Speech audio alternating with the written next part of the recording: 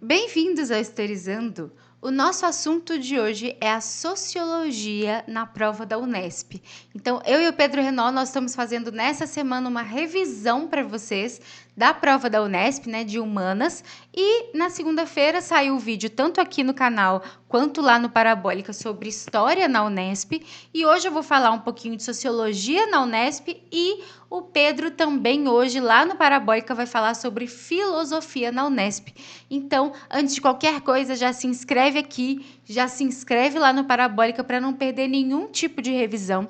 Se você vai fazer alguma outra prova de vestibular, já comenta aqui embaixo para a gente conseguir programar outras revisões para vocês. E não se esquece de curtir esse vídeo se você gosta desse tipo de conteúdo.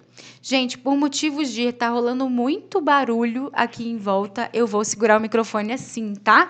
Para justamente evitar ao máximo que vaze outros sons que não seja aqui a minha aula e a minha voz. Combinado? Então, já peço desculpa aí pela posição. Mas vamos lá, vamos falar de sociologia, que é o que interessa nesse vídeo. Vamos falar de quais os conteúdos a Unesp mais cobra na prova deles, tá?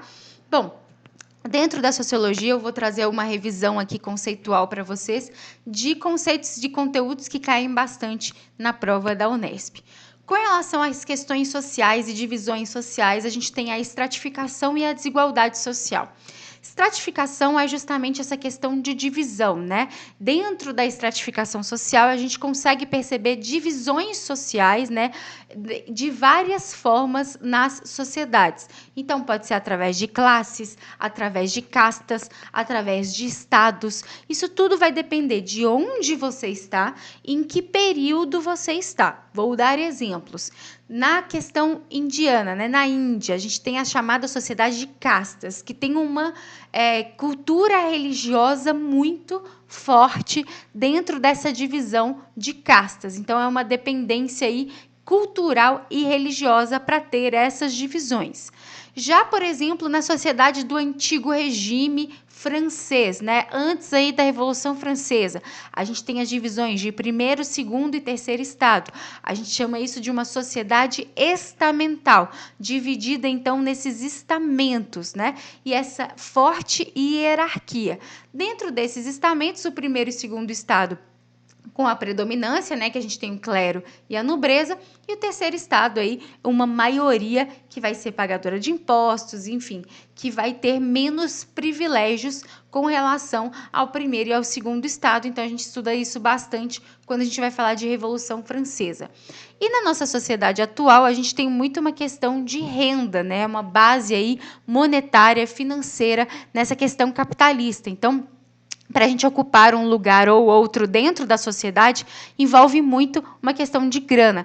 Isso a gente discute muito na sociologia clássica quando a gente fala do marxismo, né? O Marx ele vai olhar para essa sociedade capitalista e vai colocar essas questões econômicas como primordiais para se entender o capitalismo. E aí ele fala, né, da luta de classes, né, a questão da burguesia e do proletariado, tudo isso baseado em questões econômicas. Já o Weber, que é outro clássico da sociologia, ele vai questionar um pouco essa exclusividade econômica, digamos assim, né, esse trabalho único, exclusivamente econômico, e vai falar, não, mas existem outras questões que fazem com que essas divisões existam, né? Uma questão cultural, uma questão de saber, né? Uma questão intelectual, entre outras coisas. Bom, a gente tem dentro disso tudo, se existe divisão, existe logo uma desigualdade social.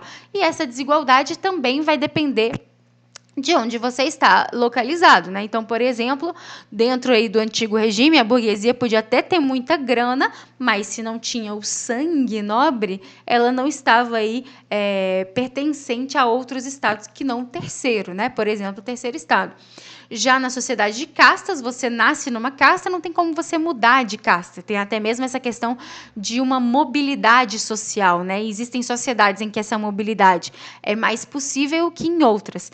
Não significa que essa possibilidade seja fácil. Por exemplo, numa sociedade capitalista, existe uma mobilidade social. Agora, você não vai ficar rico do dia para a noite, a não ser que se você ganhe na Mega Sena, e isso é uma exceção, não a regra.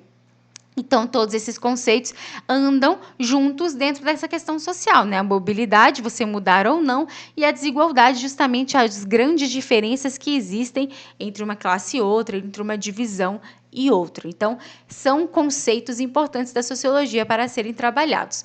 Já a violência é outro conceito importante que aparece bastante na prova da Unesp.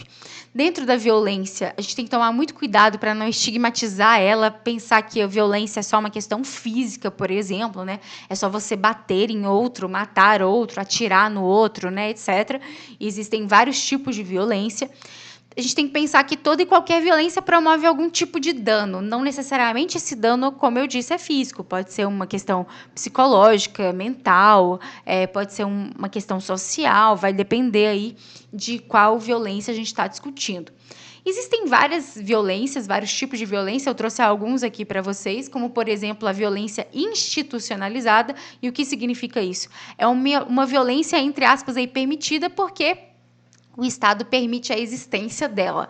Um exemplo muito grande na nossa atualidade é a questão policial, né? A violência policial, muitas das vezes, ela é institucionalizada. Então, o Estado permite, né?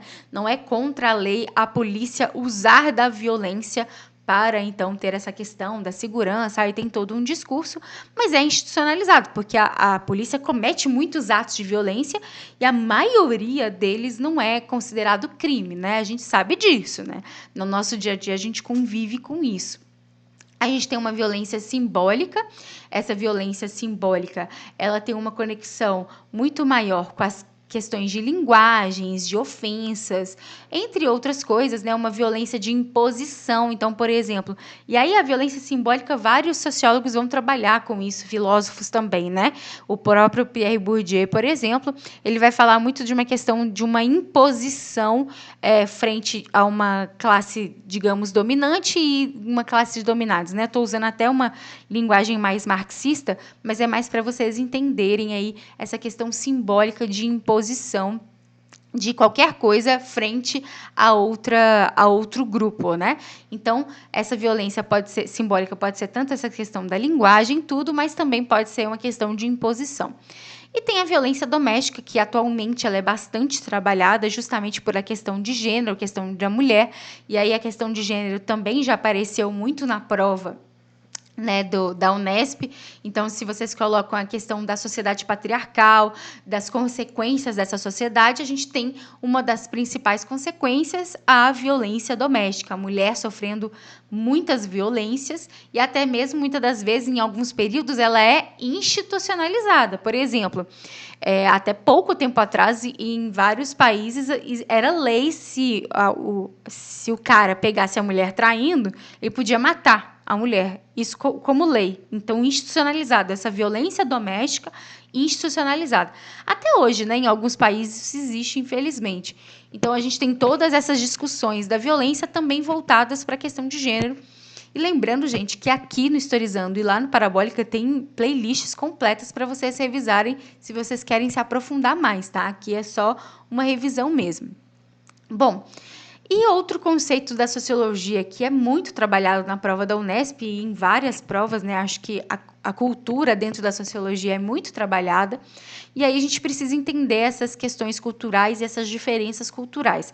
A gente tem, por exemplo, a questão da cultura popular, erudita e de massa. A gente tem que tomar muito cuidado, porque esses conceitos podem vir carregados de preconceitos, né? Então, falar que cultura popular e erudita, uma é melhor que a outra, uma é maior que a outra, mais inteligente, sei lá, qualquer coisa desse tipo, é super preconceituoso. E falar, por exemplo, que uma pessoa tem cultura e que a outra não tem cultura, que funk não é cultura, etc., também é preconceito. Gente, cultura é de todos, tá? Em todos, né? Não é só exclusivamente porque é música clássica é cultura e funk não é cultura. Não, funk é uma cultura, a base é popular e a cultura, a música clássica tem uma base erudita, né? Uma questão mais elitista, né? Até mais de questão de segregação, gente, tá? Então, assim, tem que tomar muito cuidado. E aí, tanto a cultura popular quanto a cultura erudita pode se transformar em cultura de massa. Mas como assim cultura de massa? Por exemplo, a questão do funk, né? O funk que tem muito preconceito e etc. O funk tem uma base cultural popular, então ele nasce como uma cultura popular, porém, na nossa atualidade, ele se transforma em uma cultura de massa. Por quê? Por exemplo, se a gente pega Anitta, Ludmilla, essas músicas que tocam bastante no rádio, que tem basicamente o mesmo modelo, que tem aquela batida, que é uma batida da moda, digamos assim, né? Que tem refrão fácil de decorar, tudo isso é a transformação de uma cultura popular em um produto. Então, o que é a cultura de massa? É você transformar algo em produto, algo para colocar no mercado, para vender, e que você tem essa intenção, né? Então, você se apropria de questões culturais, transforma essas questões para transformar num produto. Até na live que eu e o Pedro a gente fez de revisão aqui, né, de sociologia para o Enem, a gente discute bastante isso também. Vou deixar até linkado se você quiser mais, né, questões de sociologia de revisão. A gente discute isso, por exemplo, a Mona Lisa, né? A Mona Lisa vai ser considerada uma questão erudita, né? Leonardo da Vinci, aquela coisa toda. Agora, existem muitas camisetas estampadas com a Mona Lisa. E aí isso é o quê? É uma cultura erudita? Não, é uma cultura de massa. Eu pego uma questão cultural e transformo em um produto para eu vender, para eu ganhar dinheiro. Então, isso é uma lógica muito capitalista. E a cultura de massa vai ser trabalhado, né, bastante dentro da questão da indústria cultural. Então, é um conceito que pode aparecer na sua prova. Existe também a diversidade, de novo, mais uma vez, reforçando aqui que não existe mais ou menos cultura, existe diferentes culturas, né? Então, dependendo de onde você está, em que período você está, existe uma cultura diferente da outra. E para falar justamente dessa diferença, existe o etnocentrismo. O etnocentrismo é justamente a questão do preconceito, né? É você colocar a sua cultura como melhor, como maior do que as outras. O maior exemplo que eu posso dar aqui, que já apareceu demais em prova, gente, é falar do eurocentrismo, né? O eurocentrismo é um tipo de etnocentrismo. Que, por exemplo, vamos pensar lá no período da expansão marítima, quando os europeus chegaram à América e começaram a catequizar os nativos, os indígenas, falando que, né, eles precisavam ser salvos. O que é isso? Isso é o etnocentrismo. É eu colocar a minha cultura, é eu impor a minha cultura a pessoas que não têm o mesmo tipo de cultura, né, as mesmas tradições, os mesmos aspectos. Porque, assim, para o europeu, se a pessoa não fosse católica, etc., isso era ruim, isso era negativo. Para o nativo, não tinha nada a ver. Para o indígena, isso não tinha nada a ver. Então, essa imposição é o eurocentrismo ou o etnocentrismo, no caso, né? E a questão da mídia, que, como eu disse aqui, vai contribuir bastante para essa cultura de massa, né? Para esse espalhamento desses produtos. A mídia também, dentro da sociologia, é muito trabalhado como um quarto poder, né? Então, a gente tem o primeiro, segundo, terceiro poder, digamos assim, né? Dentro da política, né? A gente tem a questão legislativa, executivo, judiciário, e aí muitos discutem a mídia como um quarto poder por essa questão de influência muito forte, e isso envolve também nas questões culturais, né? Então, por exemplo, se está na mídia, se está mais no rádio, se está sendo mais divulgado, a chance das pessoas, né, embarcarem nessa, digamos assim, né, de gostarem, de apreciarem mais do que qualquer outra coisa, é muito maior. Então, esse poder de influência é muito forte. Outro conceito que não é só na sociologia, né, na história também é muito trabalhado. E observem como a sociologia tem muitas conexões com a história, né? Eu usei muitos exemplos históricos aqui para falar com vocês.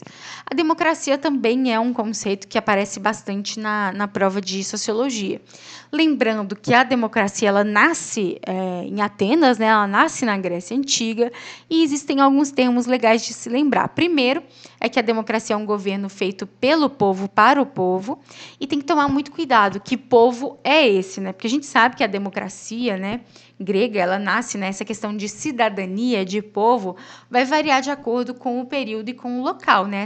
As pessoas que participam de fato desse governo, que fazem esse governo, vai variar. E o maior exemplo disso é justamente o nascimento da democracia com os atenienses, né? Porque a gente sabe que para participar da política, para ser cidadão, considerado cidadão, você tinha que ser homem, maior de idade e ateniense. Se for no período de Péricles aí, né, que inclusive é essa imagem aí, tem que ser filho de pai e mãe ateniense também. Você não pode ser estrangeiro de jeito nenhum. Então, essas condições aí também nos mostram essas limitações dentro da democracia que vão mudando ao longo do tempo. A gente sabe que hoje é bastante diferente.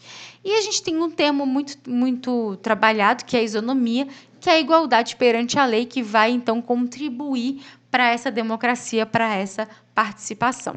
Agora, gente, vou até me diminuir aqui, vou mostrar para vocês algumas questões bastante recentes dentro da sociologia na Unesp. Então, a gente vai trabalhar um pouco essas questões que apareceram aí na prova da Unesp. Então, vamos lá.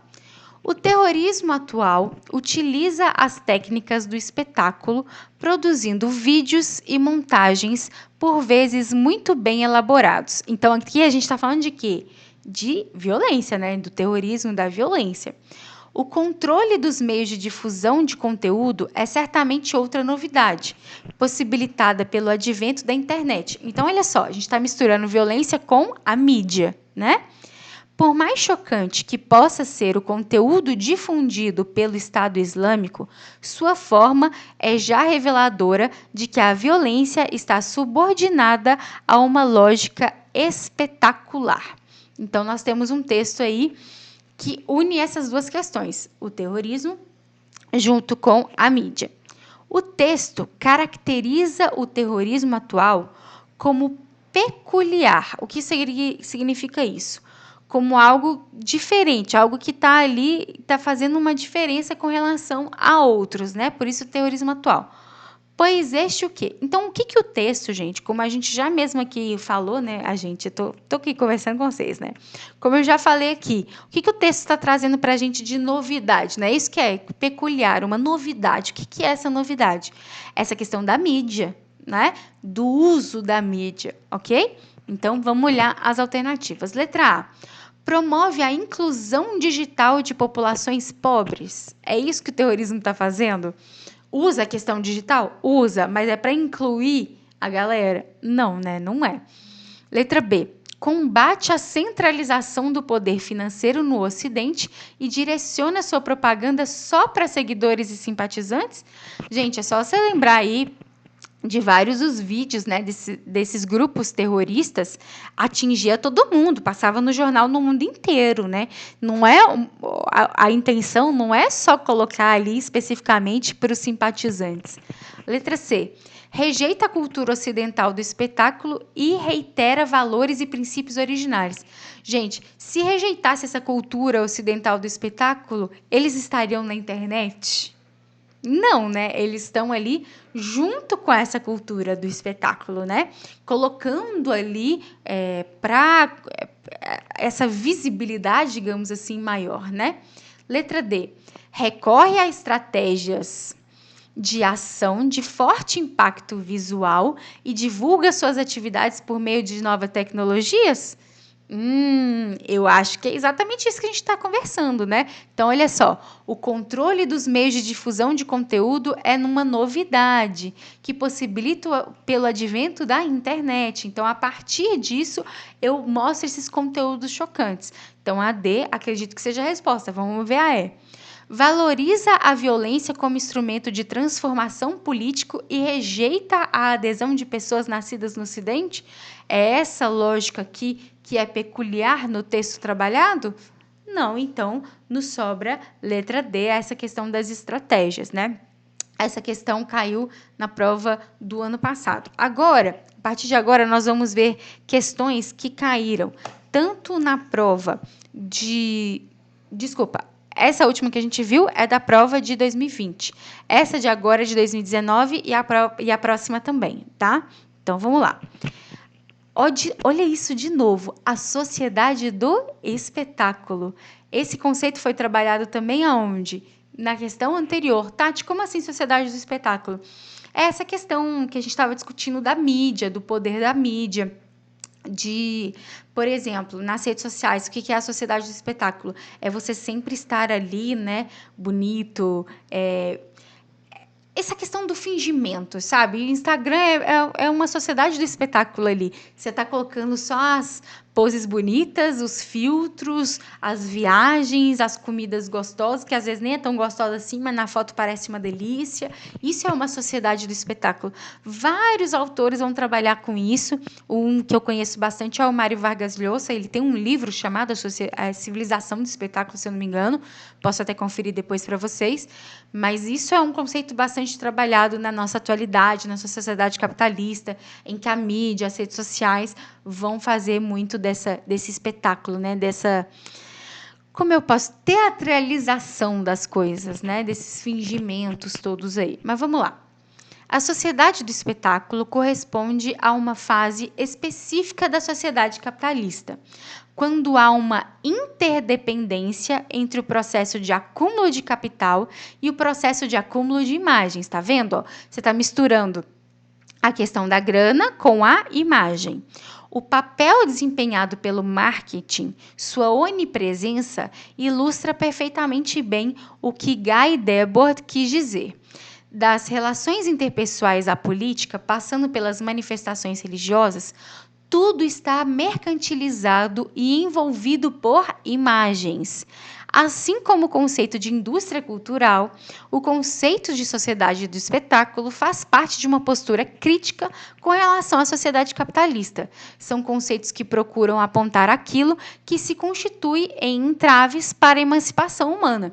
De novo, o que a gente já discutiu aqui, tá vendo como são conteúdos que aparecem na prova? Então, a gente já falou de indústria cultural, a gente já falou de cultura de massa, de transformar tudo em produto, tudo é propaganda, como aqui o texto está falando, e a sociedade de espetáculo anda junto com isso, né? Então, a questão das redes sociais, eu acho que é o maior exemplo, né?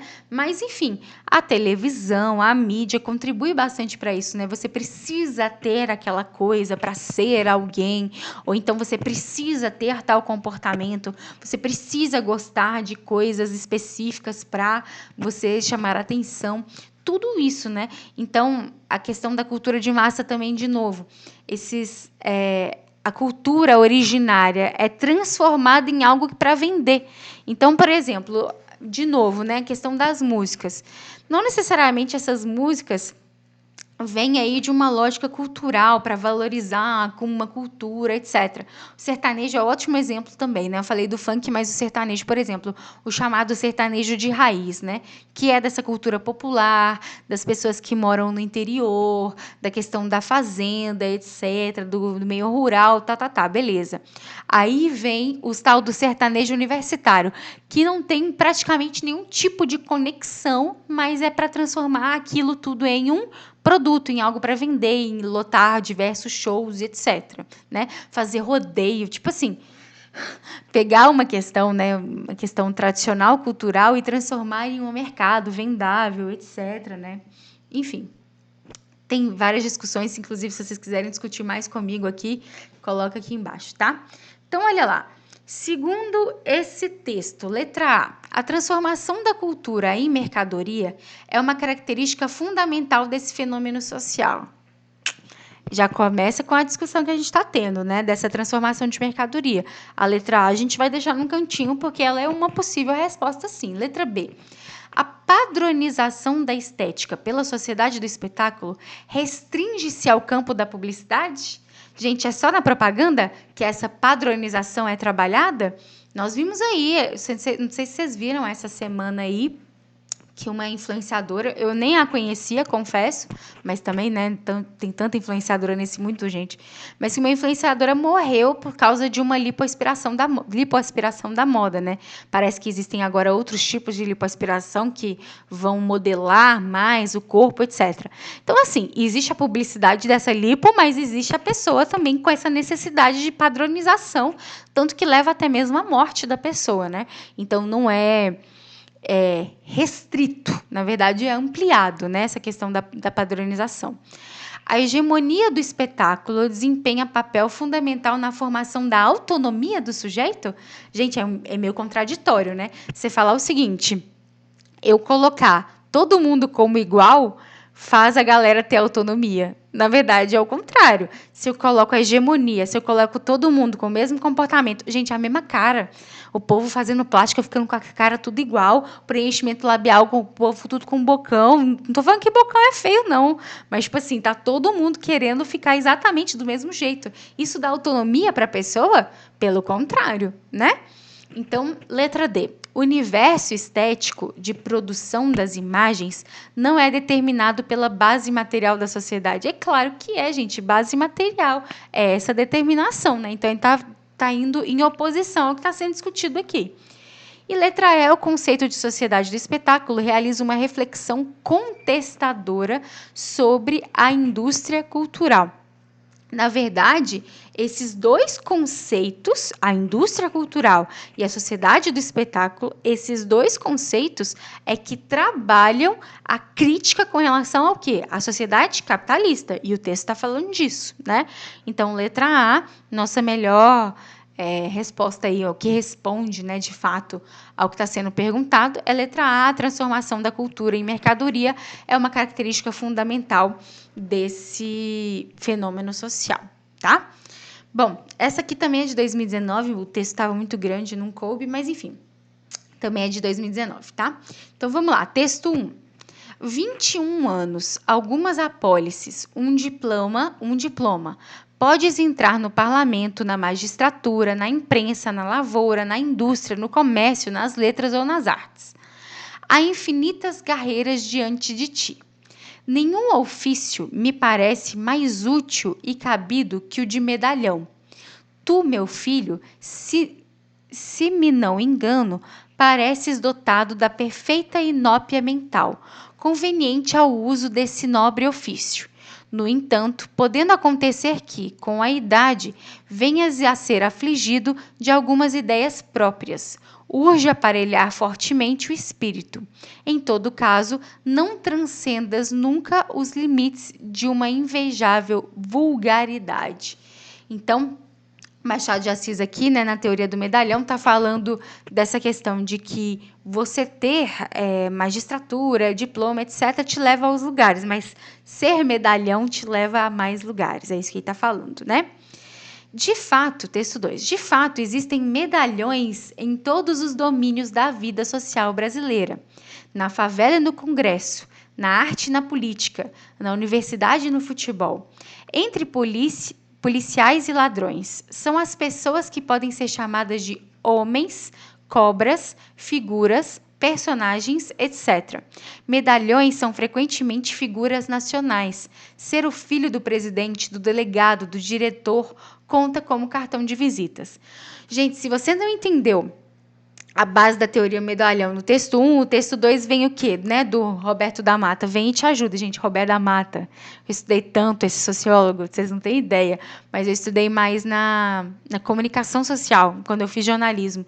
A gente estudou bastante, que eu fiz uma matéria sobre esse período, né, mais especificamente aí de questão do carnaval, de malandragem, né, isso vem desde a era Vargas, tá? O Roberto da Mata trabalha bastante isso.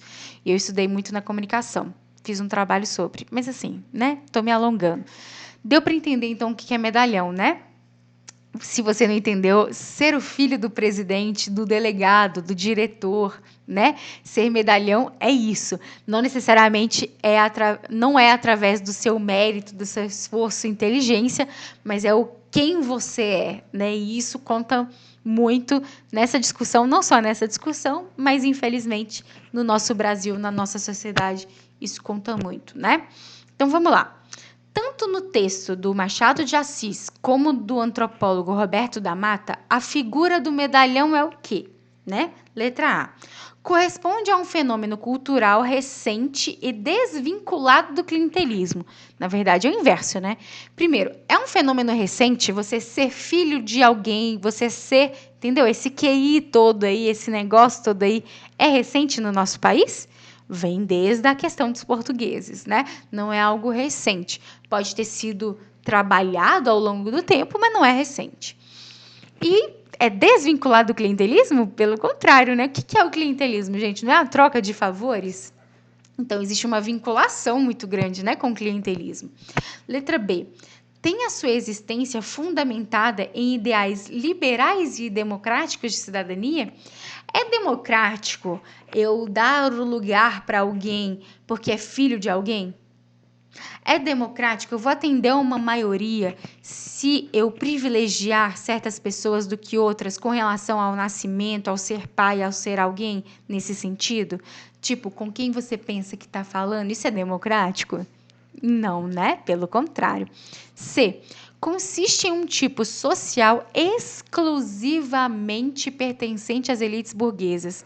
Não, não e não. E ó, se tiver alguma dúvida, ele coloca aqui, ó, existem medalhões em todos os domínios da vida social, favela, congresso, arte, política, tem medalhão em tudo quanto é lugar, gente. Se você mora numa comunidade, né, numa favela, e existe ali a questão do tráfico, por exemplo, do tráfico de drogas, quem é o medalhão ali? Né? Você tem o traficante, você tem o filho do traficante, você tem os amigos do traficante, você tem a galera, entendeu? Tipo assim, lógico que eu tô sendo bem específica aqui nesse caso, mas porque o Roberto da Mata fala disso, né? Então, em cada lugar, por exemplo, o FMG, né? Vamos falar do meio acadêmico. Gente, vocês não sabem o tanto de medalhão que tem no meio acadêmico. Então, por exemplo, se eu sou a queridinha do professor, né? Por algum motivo, sabe-se lá qual, mas eu sou a queridinha do professor. Eu vou ter privilégios? Vou. Existe medalhão em todos os lugares, tá? Então não é uma questão exclusiva. Letra D. Apresenta sucesso social fundamentado na competência acadêmica e intelectual. E aí quem não prestou atenção na leitura, né? Porque o Machado de Assis ele começa falando dessas questões de intelectuais, mas aí ele fala do medalhão, são coisas diferentes. Então, a letra D, não, né? E letra E, ilustra o caráter fortemente hierarquizado e personalista. Perfeito. Como assim personalista? É isso. Você tem privilégios, você é alguém através de quem você é, com quem você pensa que você está falando. Então, é personalismo, é através da pessoa, e não do diploma dela, da inteligência dela, mas da pessoa em si. Entendeu? E é hierarquizado, né? Porque você transforma isso em hierarquia, em pessoas mais ou menos importantes através dessa questão do medalhão.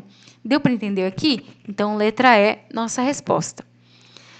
Gente, eu espero que eu tenha ajudado vocês a fazer uma revisão aí de sociologia. Lembrando que tem vídeo de filosofia hoje ainda no canal do Pedro Renault, lá do Parabólica. A gente está fazendo sempre aí esses trabalhos conjuntos, porque isso ajuda não só vocês, mas ajuda a gente também, né? A gente dividindo esse trabalho, a gente consegue fazer mais conteúdo para vocês. Por isso, valorize essa nossa parceria também. Se inscreve no Historizando e se inscreve no Parabólica. Curte os 2 vídeos, porque esse trabalho tem ainda aí muito pela frente, a gente precisa do apoio de vocês. Não se esquece que o Instagram é @historizandotati, o Twitter, o TikTok, o que você quiser me acompanhar, vai ser um prazer te ter em outras redes sociais também. E comenta aqui embaixo se você chegou até o final desse vídeo, porque a gente está há 32 minutos conversando. Se você chegou até o final desse vídeo, eu fico muito feliz. Já comenta aqui embaixo para eu saber que esses vídeos estão sendo, sim, úteis para vocês, tá bom? Não se esquece de se inscrever, de curtir. Acho que eu já falei tudo, né? Já dei o recado. Muito obrigada pela sua atenção. Um beijo e até a próxima.